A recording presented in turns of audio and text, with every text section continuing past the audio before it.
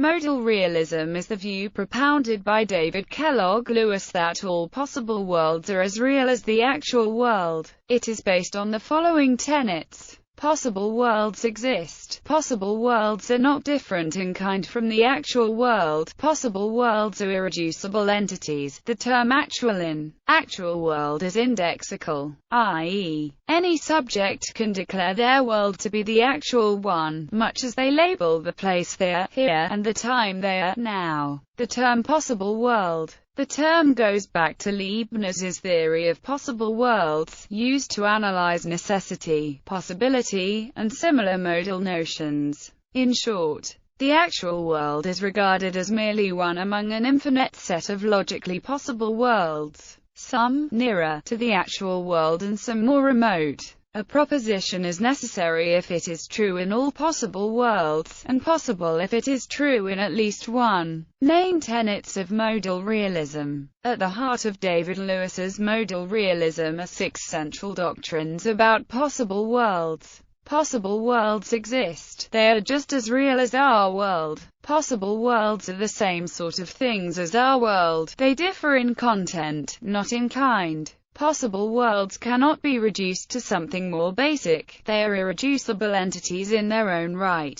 Actuality is indexical. When we distinguish our world from other possible worlds by claiming that it alone is actual, we mean only that it is our world. Possible worlds are unified by the spatio-temporal interrelations of their parts. Every world is spatio-temporally isolated from every other world. Possible worlds are causally isolated from each other. Reasons given by Lewis. Lewis backs modal realism for a variety of reasons. First, there doesn't seem to be a reason not to. Many abstract mathematical entities are held to exist simply because they are useful. For example, sets are useful, abstract mathematical constructs that were only conceived in the 19th century. Sets are now considered to be objects in their own right, and while this is a philosophically unintuitive idea, its usefulness in understanding the workings of mathematics makes belief in it worthwhile. The same should go for possible worlds, since these constructs have helped us make sense of key philosophical concepts in epistemology, metaphysics, philosophy of mind, etc. Their existence should be uncritically accepted on pragmatic grounds. Lewis believes that the concept of alethic modality can be reduced to talk of real possible worlds. For example, to say X is possible is to say that there exists a possible world where X is true. To say X is necessary is to say that in all possible worlds X is true. The appeal to possible worlds provides a sort of economy with the least number of undefined primitives, axioms in our ontology. Taking this latter point one step further, Lewis argues that modality cannot be made sense of without such a reduction. He maintains that we cannot determine that X is possible without a conception of what a real world where X holds would look like. In deciding whether it is possible for basketballs to be inside of atoms, we do not simply make a linguistic determination of whether the proposition is grammatically coherent. We actually think about whether a real world would be able to sustain such a state of affairs. Thus we require a brand of modal realism if we are to use modality at all. Details and alternatives. In philosophy, possible worlds are usually regarded as real but abstract possibilities, or sometimes as a mere metaphor, abbreviation, or facunda parla for sets of counterfactual propositions. Lewis himself not only claimed to take modal realism seriously, he also insisted that his claims should be taken literally. By what right do we call possible worlds and their inhabitants disreputable entities, unfit for philosophical services unless they can beg redemption from philosophy of language? I know of no accusation against possibles that cannot be made with equal justice against sets. Yet few philosophical consciences scruple at set theory. Sets and possibles alike make for a crowded ontology. Sets and possibles alike raise questions we have no way to answer. I propose to be equally undisturbed by these equally mysterious mysteries.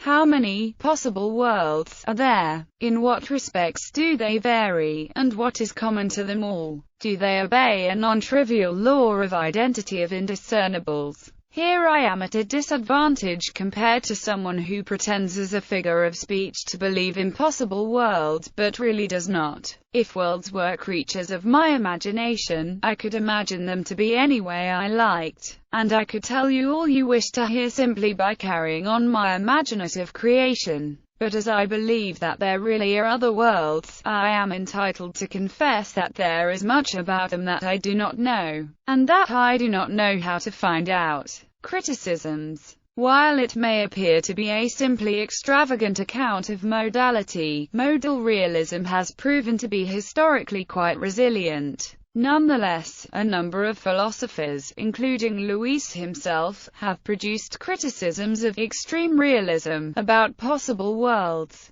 Lewis's own critique, Lewis's own extended presentation of the theory, raises and then counters several lines of argument against it. That work introduces not only the theory, but its reception among philosophers. The many objections that continue to be published are typically variations on one or other of the lines that Lewis has already canvassed. Here are some of the major categories of objection. Catastrophic counterintuitiveness. The theory does not accord with our deepest intuitions about reality. This is sometimes called the incredulous stare, since it lacks argumentative content, and is merely an expression of the affront that the theory represents to common sense, philosophical and pre-philosophical orthodoxy. Lewis is concerned to support the deliverances of common sense in general. Common sense is a settled body of theory, unsystematic folk theory, which at any rate we do believe, and I presume that we are reasonable to believe it.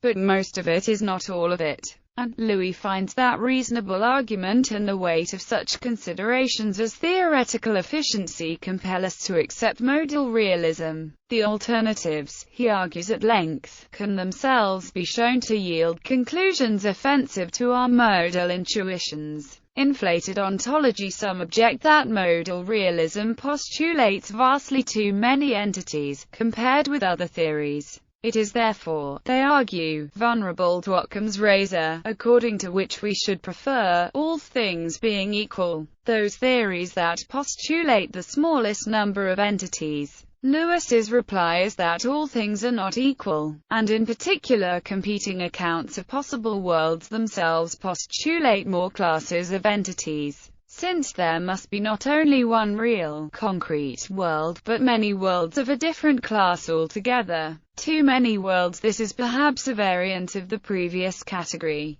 but it relies on appeals to mathematical propriety rather than Occamist principles. Some argue that Lewis's principles of world-making are too permissive. So permissive are they, in fact, that the total number of worlds must exceed what is mathematically coherent. Lewis allows that there are difficulties and subtleties to address on this front. Daniel Nolan mounts a sustained argument against certain forms of the objection, but variations on it continue to appear. Island universes on the version of his theory that Lewis strongly favors. Each world is distinct from every other world by being spatially and temporally isolated from it. Some have objected that a world in which spatio-temporally isolated universes coexist is therefore not possible, by Lewis's theory. Lewis's awareness of this difficulty discomforted him, but he could have replied that other means of distinguishing worlds may be available, or alternatively that sometimes there will inevitably be further surprising and counterintuitive consequences, beyond what we had thought we would be committed to at the start of our investigation.